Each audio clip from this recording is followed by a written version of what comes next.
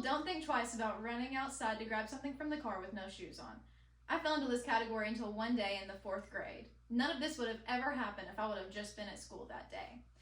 It all started that morning when my mom woke me up for school. Most of the time she would just knock on my door and yell that it was time to get up and get ready. But this morning she walked into my room and shook my shoulder awake.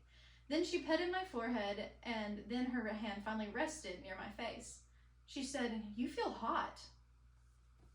"I feel fine, Mom," I told her. Today was the most important day in gym class to ever exist. We all look forward to this day all year. Today was the day that we were going to play with the giant parachute. "There's no way you can go to school like this," Mom said. "You can help me and your father clean out the house." Today they were going through the house and getting rid of old things that we didn't need, like old furniture and our old crusty baby toys, and even the broken trampoline in the backyard. Fine, I reluctantly sighed. Most children are thrilled to miss a day of school, but this just wasn't me. I loved school, from learning to playing on the playground to especially playing with that giant parachute. Now, of course, this was out of the question for me that day. Mom left my room, and as I laid on my bed to think about my options, I finally decided that I would get out of bed and help Mom and Dad.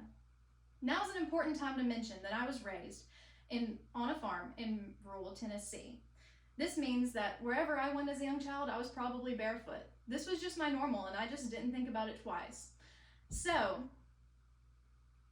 as I went to help my parents this morning, I was, as usual, barefoot.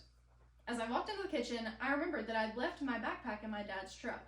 My parents were going to use this truck to haul off the things that they got rid of this day. So, I decided that I needed to go get it from his truck. So, I skipped my merry way to the front door. I flung open the door, stepped my foot out, and as my foot touched the ground, I heard the nastiest crunching noise I have ever heard in my life. I jumped up and looked down and saw the nastiest, grossest, hairiest spider I've ever seen under my foot, and his guts were smeared all over my bare foot. Tears were streaming down my face as I screamed for help. My mom and dad rushed to me, assuming that I had died because I had screamed that loudly.